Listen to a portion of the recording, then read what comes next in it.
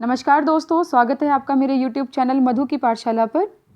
आज की इस वीडियो में हम डिस्कस करने वाले हैं हरियाणा जीके के मोस्ट कंफ्यूजिंग क्वेश्चंस, यानी कि ऐसे क्वेश्चंस जो सिमिलर से दिखाई देते हैं लेकिन दोनों का आंसर जो रहता है वो डिफरेंट रहता है। और वीडियो स्टार्ट करने से पहले नव वर्ष की बहुत बहुत शुभकामनाएं।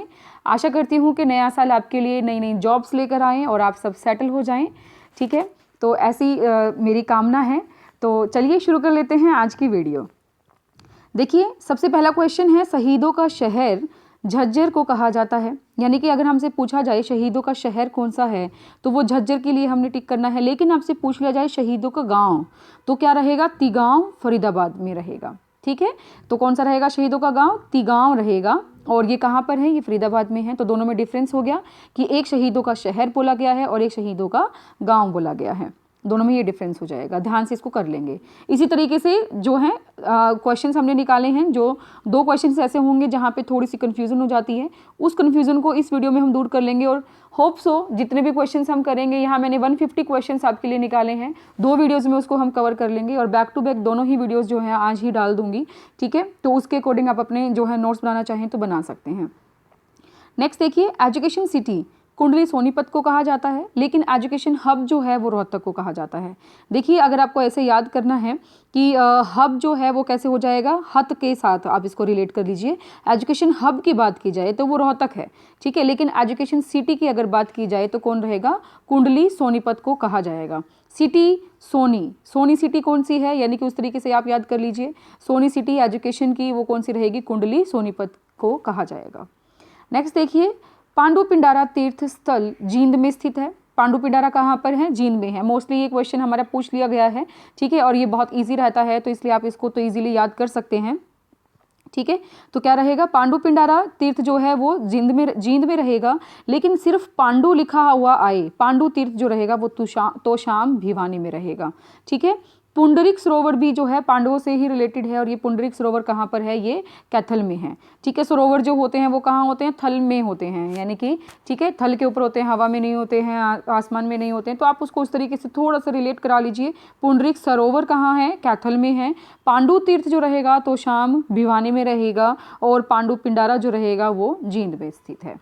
चलिए नेक्स्ट देखिए, रेवाड़ी के कुंड गांव में स्लेट पत्थर पाया जाता है और रोहतक में चूना पत्थर पाया जाता है। तो डिफरेंस कहाँ पे हुआ? एक स्लेट पत्थर की बात हो रही है और एक चूना पत्थर की बात हो रही है। स्लेट पत्थर पे पूछा जाए तो आप क्या लिखेंगे? रेवाड़ी के कुंड गांव में, ठीक है, और चूना पत्थर आपसे पूछा जाए तो वो रोहतक में आप टिक कर कर आएंगे।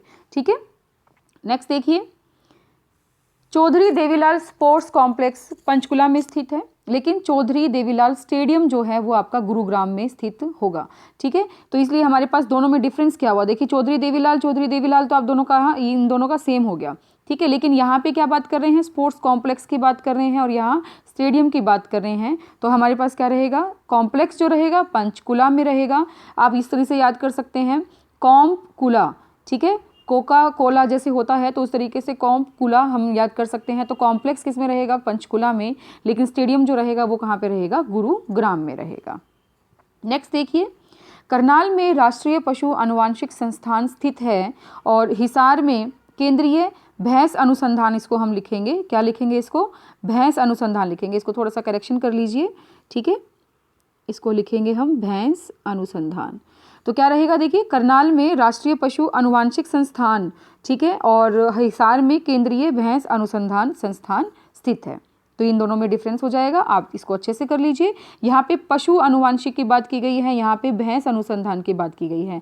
हिसार में जैसे अश्व का भी अनुसंधान संस्थान है, सुअर का भी है, भेड़ का भी है। तो ये 4 अनुसंधान संस्थान जो रहेंगे हिसार में रहेंगे, पशुओं से जो रिलेटेड हैं। लेकिन आपसे पूछा जाए कि राष्ट्रीय पशु अनुवांशिक संस्थान कहाँ है, तो वो कहाँ रहेगा? करनाल में रहेगा। ठीक है, नेक्स्ट देखिए, फरीदाबाद में कांच मिट्टी पाई जाती है। ओके, ठीक है, फरीदाबाद में कांच मिट्टी पाई जाती है, लेकिन अगर बालू कांच मिट्टी की बात की जाए तो वो गुरुग्राम आपको टिक करना है। देखो, थोड़ा सा डिफरेंस हो गया, कांच मिट्टी ही है लेकिन इसमें हम सिंपल कांच मिट्टी की बात कर रहे हैं तो वो फरीदाबाद में है। लेकिन आपको अगर आगे मिल जाए बालू लगा हुआ, बालू कांच मिट्टी कहाँ पर है, तो वो कहाँ रहेगी? गुरुग्राम में पाई जाती है। नेक्स्ट देखिए, हरियाणा का छोटी काशी आप लिख लीजिए चाहे, ठीक है। हरियाणा की छोटी काशी जो है वो मंदिरों की अधिकता के कारण तो किसको कहा जाता है, भिवानी को कहा जाता है। किसको कहा जाता है, भिवानी को, ठीक है। लेकिन छोटी काशी अगर नवग्रह कुंड के कारण पूछा जाए तो आपके क्या रहेगा, कैथल रहेगा। ये बहुत ही इंपॉर्टेंट क्वेश्चन है, आपका बार बार एग्जाम में पूछा जाता है।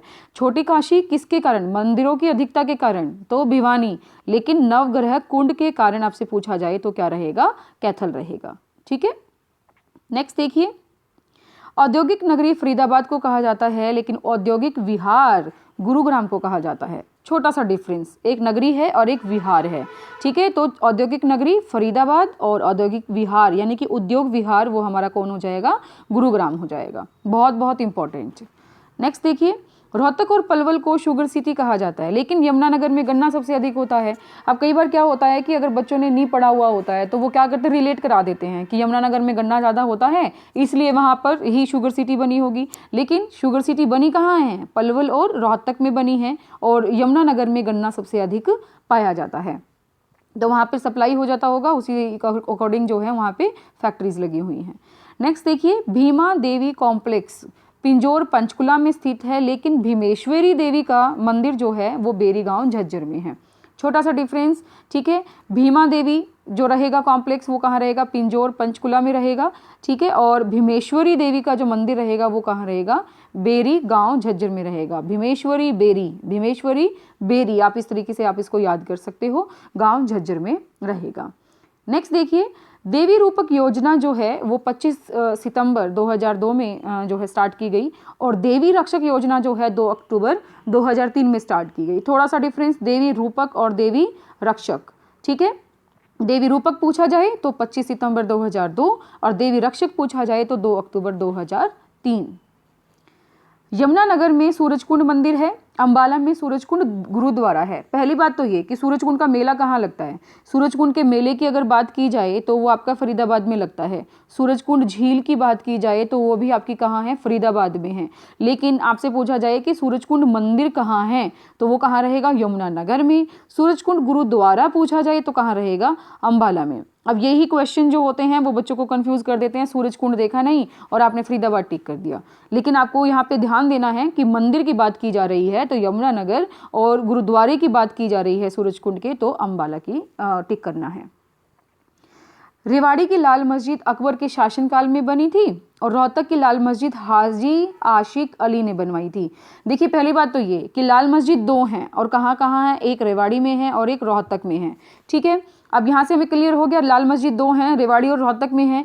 लेकिन जो रेवाड़ी की लाल मस्जिद थी वो अकबर के शासनकाल में बनाई गई थी, और जो रोहतक की लाल मस्जिद थी वो हाजी आशिक अली ने बनवाई थी, ठीक है। हाजी आशिक अली ने बनवाई थी, ये बात ध्यान रखेंगे।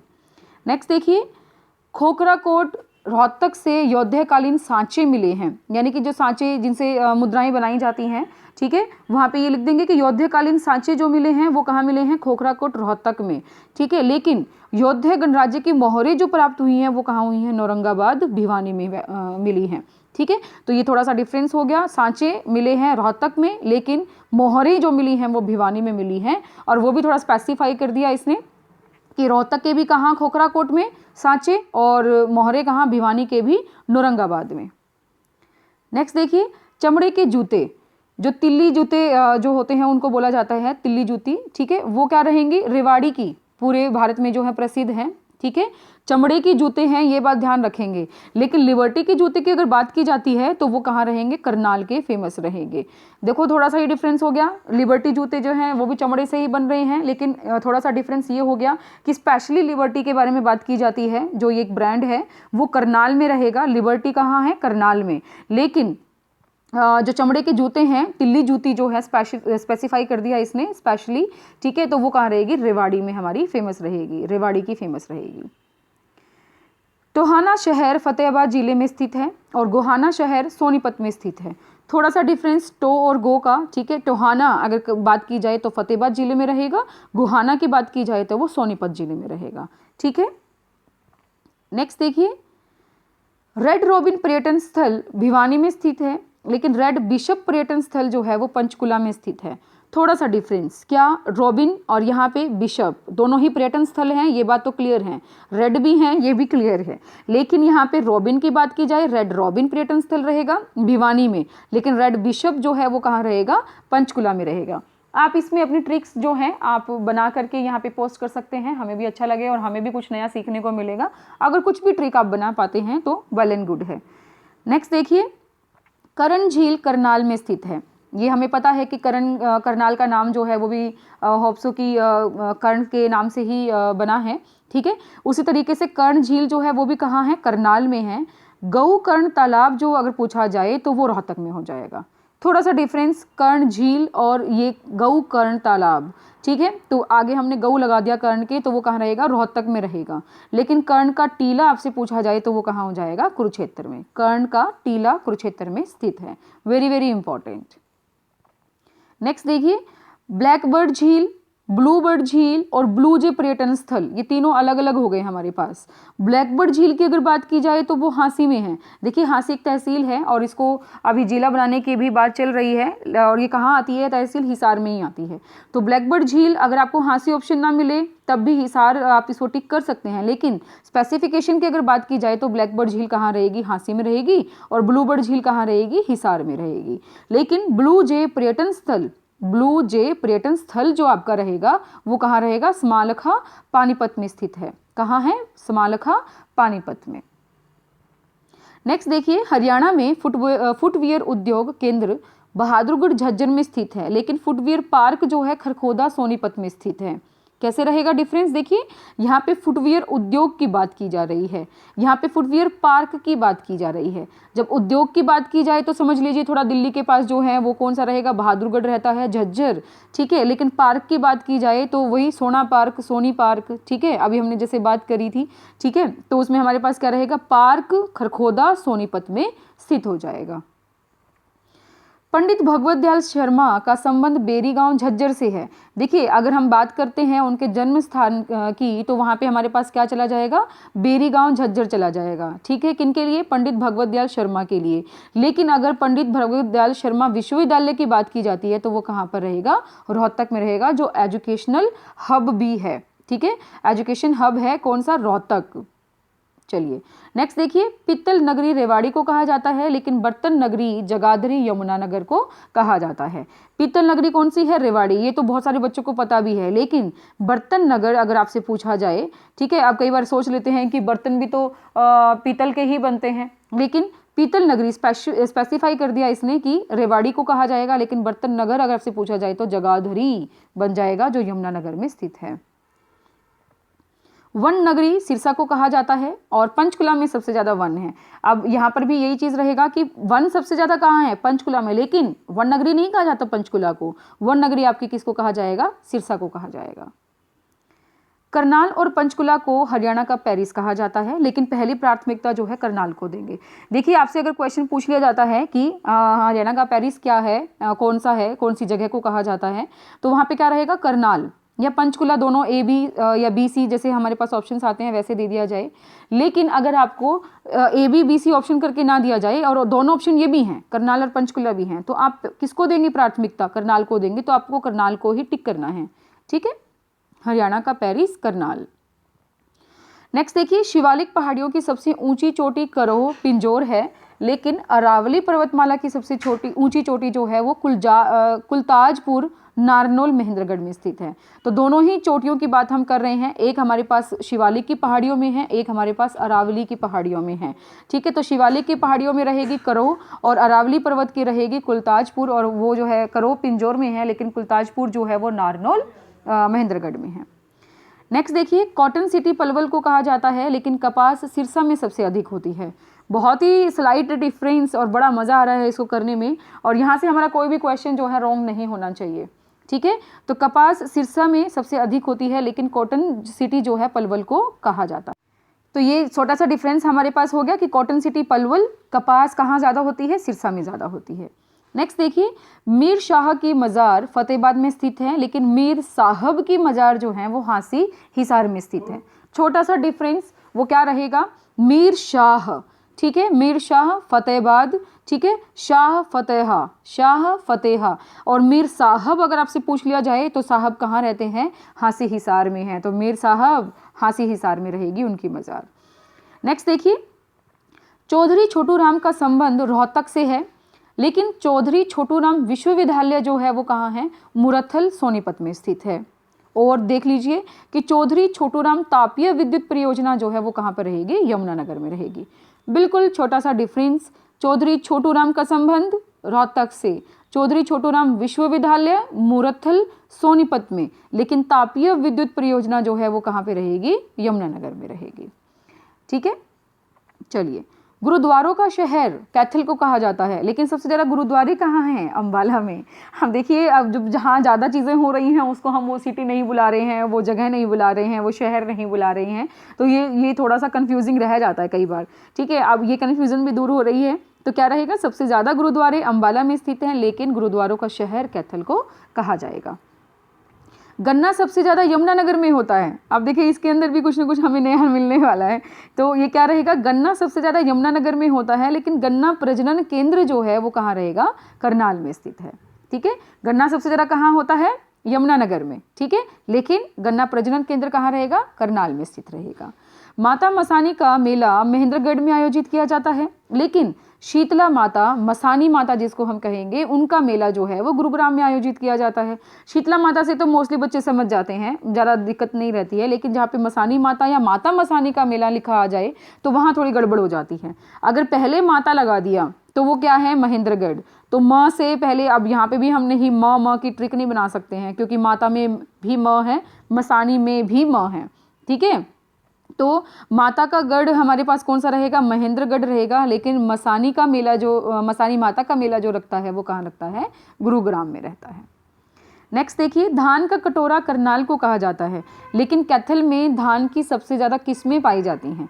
क्या रहेगा, देखिए, धान की सबसे ज़्यादा किस्में कहाँ पाई जाती हैं, कैथल में पाई जाती हैं, लेकिन धान का कटोरा किसे कहा जाता है, करनाल को कहा जाता है।